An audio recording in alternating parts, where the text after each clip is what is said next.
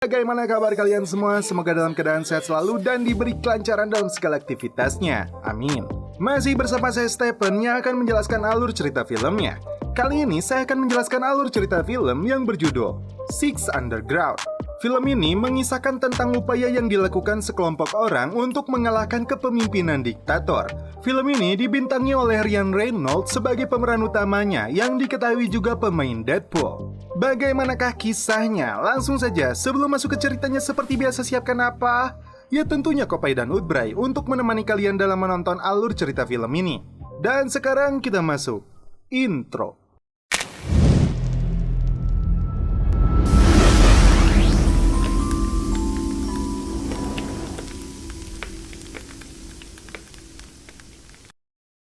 I know what happens when you die. A world of whispers. Invisible. Except to other ghosts.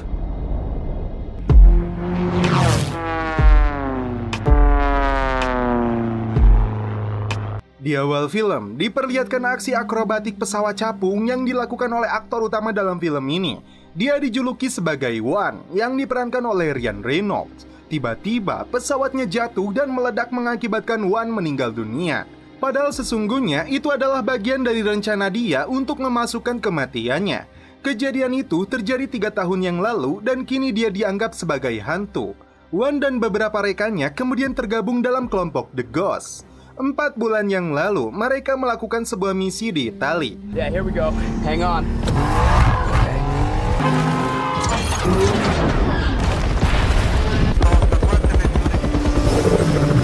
There's nothing else I'd rather be doing with my life.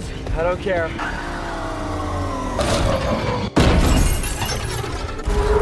Whoa!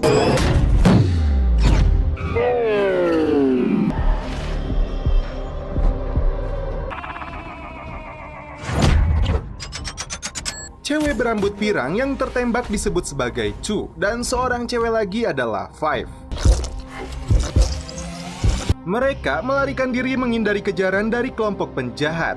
Beberapa menit sebelum kejadian tersebut, One menemui seorang pengacara yang mendukung aksi kejahatan kliennya, yaitu seorang pemimpin diktator yang sangat keji dan tega, memberi perintah kepada 4 jenderalnya untuk melakukan serangan gas.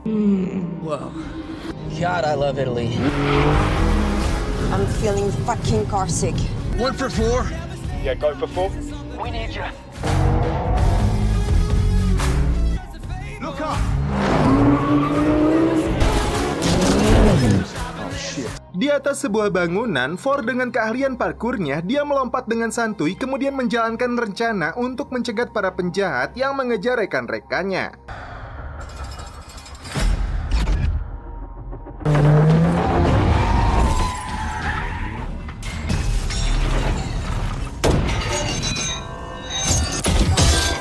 Di tengah ketegangan itu, One yang memegang bola mata si pengacara akan digunakan untuk membuka akses di androidnya dan mencari tahu rencana kejahatan selanjutnya yang akan dilakukan sang diktator. Go, go, go, go, go, go. Dan terakhir, Tri pembunuh bayaran yang sedang santuy membaca majalah sambil menunggu kedatangan timnya.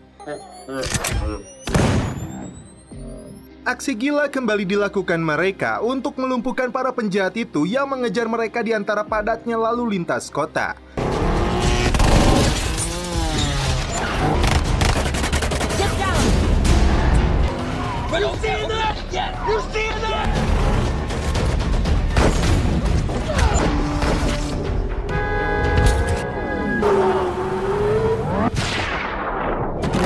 Mereka tiba-tiba berhenti, kemudian Tu keluar dari mobilnya menembaki para penjahat itu dengan senjata otomatisnya.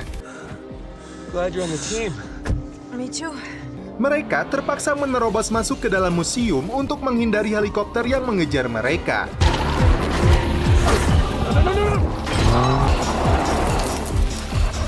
Para penjahat itu kembali muncul dengan persenjataan lengkapnya.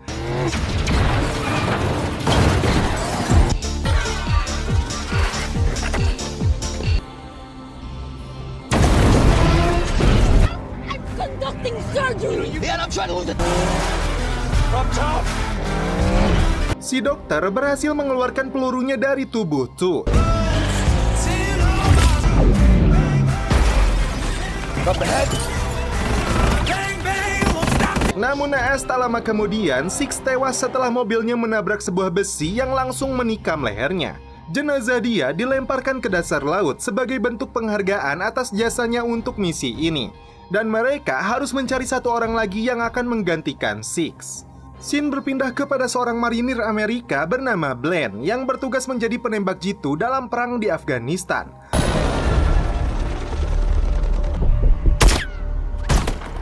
Jackpot. Got a van stepping out, United Nations. Agitated, man. Something's wrong. He's headed right. Saat itu, dia melihat mobil van bertuliskan PBB yang mencurigakan. Dia sudah mencoba memberi peringatan, namun komandannya tidak mengindahkan dan tiba-tiba mobil itu meledak mengakibatkan banyak rekannya yang tewas.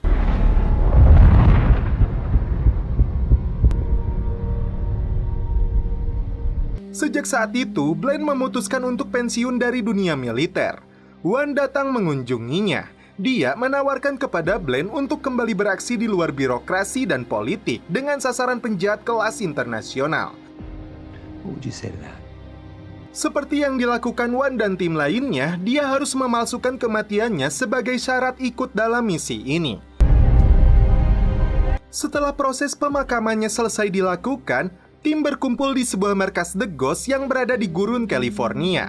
Our job as ghosts is to do the dirty work the living can't or won't. Mereka memiliki 9 target yang sudah jelas menjadi penjahat perang dan menjalankan kekuasaan dengan kejam. Target pertama mereka adalah Rovach Alimov, diktator dari Turkistan. Terungkap sejak kecil Wan memiliki kecerdasan dalam bidang teknologi. Dia bahkan menemukan neodymium dan magnet mikro. Sejak saat itu, Wan mendapatkan kekayaannya dari berbagai perangkat teknologi yang mempergunakan hasil karyanya. Best thing about being dead is the freedom point forward. All that matters is what you choose. Wan membeberkan rencananya untuk menggulingkan pemerintahan diktator Turkistan. Langkah pertama mereka adalah menghabisi 4 jenderal yang menjadi sumber kekuatannya. Otomatis mereka tidak akan kesulitan untuk menjatuhkan Rovach Alimov dan mengangkat adiknya yang dikenal menjunjung tinggi demokrasi. Aksi mereka akan dilakukan 4 bulan lagi saat hari orang mati. Well, so that's pretty simple. Huh? Wan menceritakan kisah saat dirinya menjadi relawan di perbatasan Turkistan. Ratusan ribu jiwa menjadi pengungsi dari rejim Rovach. Have over 80,000 in this camp alone, nearly half of them children. Di lokasi ini berdiri rumah sakit rahasia yang menyelamatkan banyak nyawa. Wan hendak menyumbangkan jutaan dolar untuk yayasan kemanusiaan yang mengelola tempat ini. Selain seorang miliarder, Wan juga memiliki jiwa kemanusiaan yang sangat tinggi. Tiba-tiba, serangan datang dari pesawat tempur militer Turkistan yang menembakkan gas kimia untuk menghancur leburkan tempat pengungsian ini.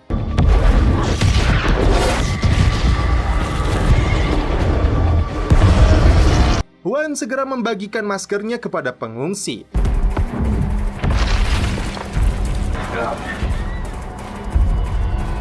Namun tetap saja banyak korban lainnya yang berjatuhan akibat kejamnya si Rovach.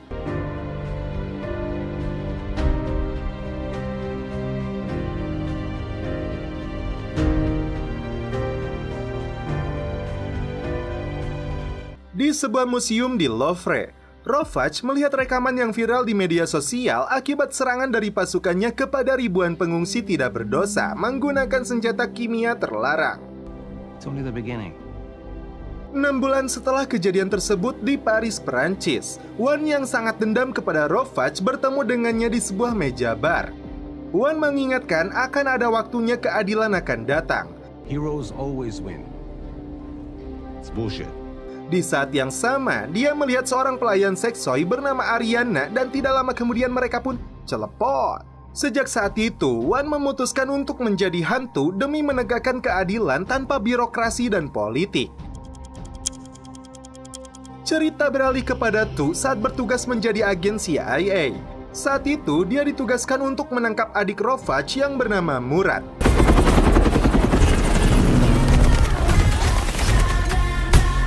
Setelah berhasil menangkapnya, dia dikembalikan kepada kakaknya.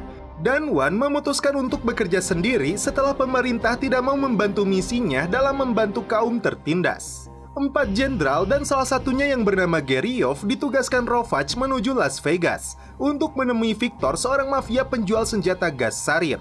Di sisi lain, Garyov ini ditugaskan untuk menjaga adiknya Rovach, yaitu Murat Alimov. Mendengar percakapan Rovach dan 4 jenderalnya itu, tim kemudian bergegas menuju Las Vegas. Mereka menyamar dengan karakternya masing-masing. Lalu, mereka mendengar pembicaraan jenderal gendut itu dengan si Victor tentang senjata kimia yang berasal dari militer Amerika. Kill them all? Saat para jenderal itu berpesta dengan gadis-gadis Las Vegas, Chu dan Tri datang ke kamar hotel menghabisi 3 jenderal dan memaksa si Garyov yang kagok ngebagel untuk mengatakan lokasi Murat ditahan. Terungkap, Murat ditahan di sebuah lokasi di Geria Tawang, Hong Kong. Kisah masa lalu Tri terungkap. Dia menyayangi ibunya yang mengalami sakit hilang ingatan. Profesi jahatnya berakhir saat dia menghabisi seorang pria yang memiliki bocah tanpa ibunya. Where's your mommy? I don't have a mommy. Javi loves you, Mama. Rovach kembali memperlihatkan kekejamannya. 4 kolonel yang dianggap mengambil keuntungan atas tewasnya 4 jenderalnya dilempar dari atas menara.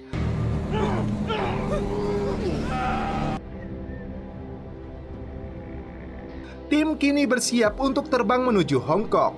Dan kisah masa lalu Ford terungkap saat dia dan teman-temannya mencuri sebuah perhiasan mewah. Let's go.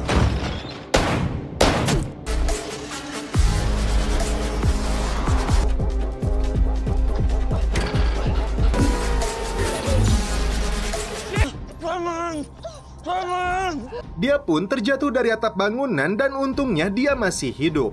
Wan mengikatnya di sebuah ranjang dengan senapan di depan wajah.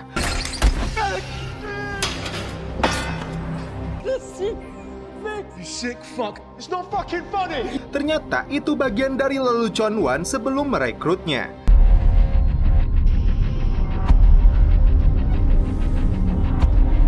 Rovach menemui adiknya yang berada di sebuah penjara khusus kelas VIP di apartemen tower mewah. Dia dijaga oleh pengawal selama 24 jam full dengan bodyguard otot besar untuk mencegahnya kabur. Setelah kematian 4 jenderalnya, Rovach mengancam akan melakukan serangan kimia yang jauh lebih kejam lagi. Setelah itu, dia kembali ke Turkistan. Di sisi lain, tim yang terbang menggunakan jet pribadi membuat Tri mabok udara, berbeda dengan Ford yang santuy tidur hingga calangap. Hong Kong, penthouse extraction. Yeah, nothing simple. The next building over, we use the sky cranes. Off the roof. What do you mean leave the roof? Because I will fuck you up. Five lebih dulu masuk untuk melihat situasi dari ruangan lobi. Sedangkan tim yang lainnya bergerak melalui atap. A little scary up here, but nah, this is fun. Slow it down, one. Slow it down. I got the target in his bed, scratching his balls. Dengan keahlian parkurnya, Ford memanjat menara. Kemudian Chu dan Tri masuk menggunakan Ferrari dan topeng anti gas. Ford langsung melemparkan gas tawa untuk melumpuhkan petugas keamanan sekaligus membuat mereka semua bahagia. One, laughing gas is working. Waktu mereka tersisa 13 menit untuk menculik Murat karena pihak keamanan sudah menghubungi polisi. Ford yang bersembunyi di kolam renang terancam kehabisan nafas hingga Seven menembak kacanya agar dia bisa bernafas.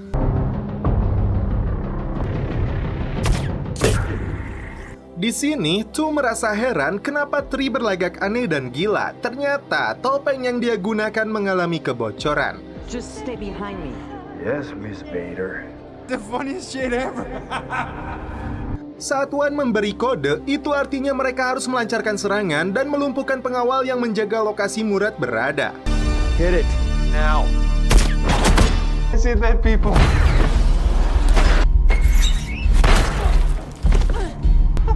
What are you doing? Got him up top. Setelah lokasi aman, Ford segera membawa Murat. Sementara itu, Tri yang masih terkena efek gas masih bertingkah gila hingga Seven tidak sengaja menembak topeng pelindungnya. No, stop! I'm pissed now. I just got shot by my own man. Chu dan Tri bekerja sama menghabisi mereka semua.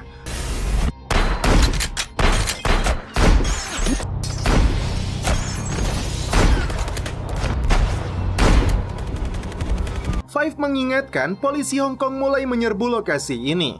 Mereka tidak bisa keluar melalui lobi. Satu-satunya jalan mereka harus melalui atas.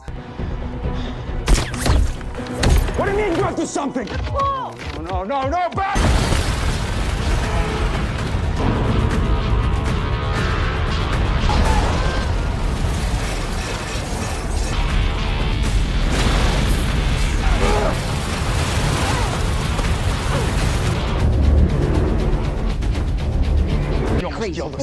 I don't like Seven. We need a long talk after this. Giliran Wan yang melumpuhkan 3 musuh dalam satu kali gerakannya. Stop. You're too safe! Come on. What's wrong with you, you fucking dude? Adios, asshole.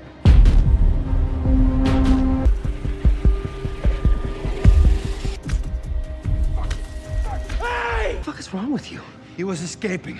I have some ice in the car, whatever. Sick prick, I'm so sorry. Hampir semua tim sudah menyeberang. Nasib sial menimpa Ford, dia terjebak di lokasi pertempuran karena musuh memotong talinya. Ford kembali mempergunakan keahlian parkurnya untuk meloloskan diri.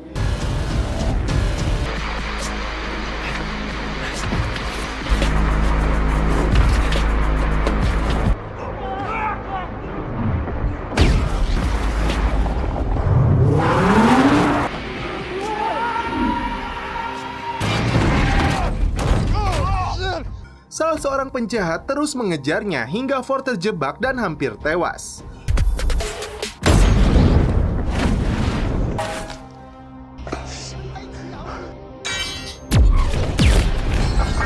Besi-besi yang berjatuhan mengakibatkan banyak polisi Hong Kong yang menjadi korban.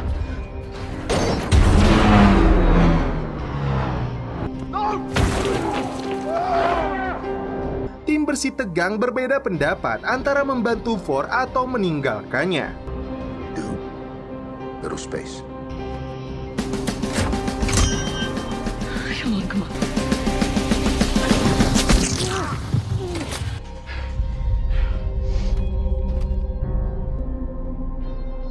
Cleavers.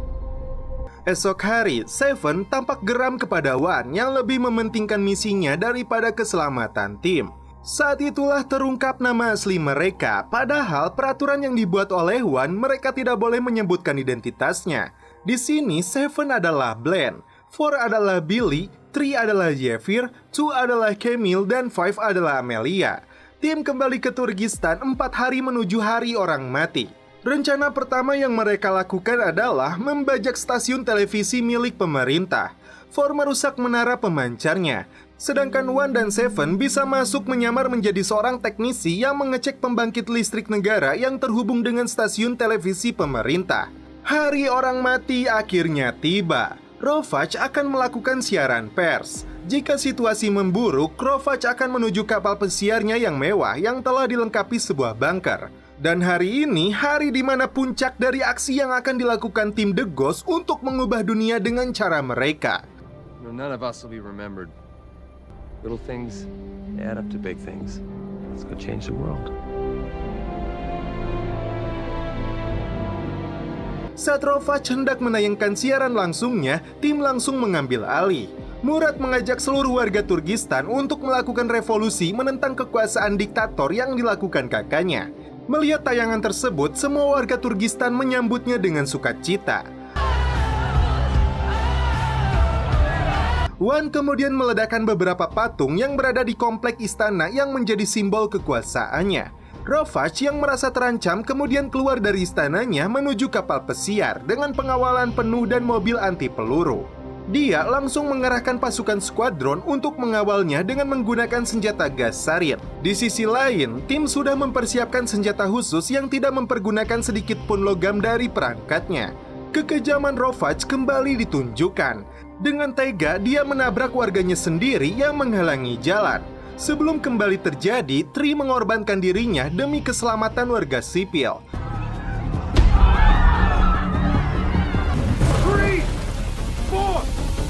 Meskipun terluka, Tri kembali bangkit dan menghabisi pengawal diktator kejam ini. Saat Rovach memasuki kapal mewahnya, 4 menyelam untuk menyelinap masuk, sedangkan Tu sendiri sudah berada di dalam ruang mesin untuk membuka pintu samping agar tim bisa masuk.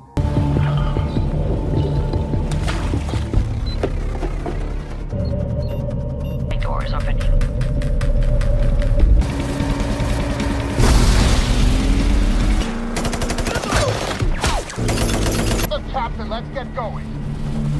tim akhirnya berhasil masuk. Sebuah benda berwarna kuning ciptaan Wan mengelilingi kapal ini. Saat Rovach memberi perintah untuk melancarkan serangan gas kepada para komandan perangnya, saat itulah Murad muncul untuk mencegah mereka membunuh rakyat mereka sendiri. Ternyata alat kuning itu adalah sebuah magnet besar yang dikendalikan Wan melalui HP-nya. Saat Tri sedang santuy di restoran, pasukan musuh mengepungnya. Tu muncul dan mengatakan dia mau bertemu ibunya. Dan seketika mereka berdua langsung beraksi. Pasukan musuh mulai menyadari kedatangan tim. Mereka segera melancarkan serangan. Ketika Wan mengaktifkan magnetnya, inilah yang terjadi. Musuh terhempas karena tarikan magnet yang begitu kuat.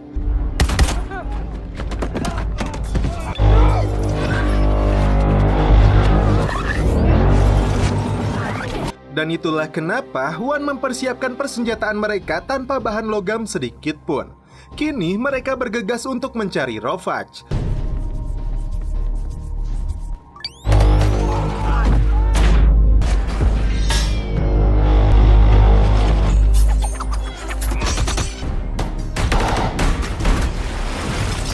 Para pengawal Rovach kini mempergunakan balok kayu untuk melawan tim. Wan dibuat kewalahan untuk menghadapi salah satunya hingga dia menekan tombol peledak di HP-nya.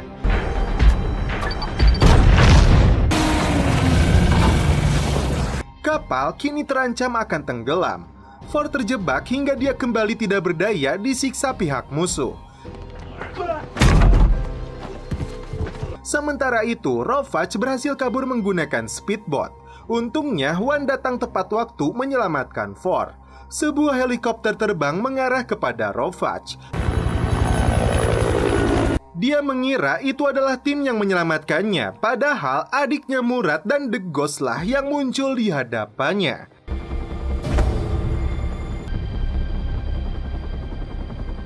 Turkistan kini jauh lebih aman dan banyak negara lain yang memobilisasi bantuan. Tim tidak langsung mengeksekusi Rovach. Dia dipaksa turun dari helikopter dan rakyatnya sendiri yang akan menghukumnya.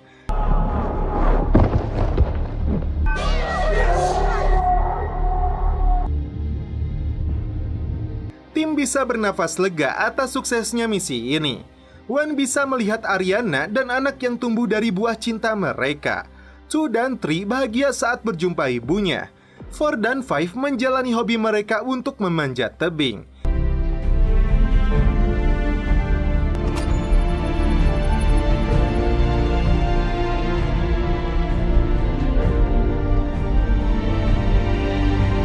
Dan tim bersiap untuk misi selanjutnya. Namun setelah itu film pun berakhir. Oke guys, bagaimana menurut kalian alur cerita film dari Six Underground ini?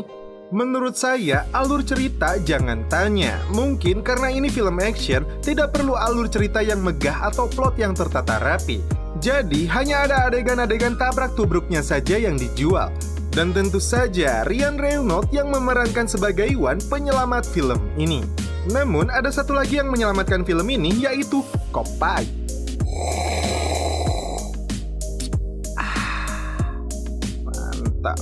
Oke guys, cukup sekian alur cerita film ini. Salam penutup seperti biasa dari kami. Mohon maaf bila ada kata-kata yang kurang berkenan di hati kalian. Mohon dimaafkan ya. Salam perfilman duniawi. Keep enjoy.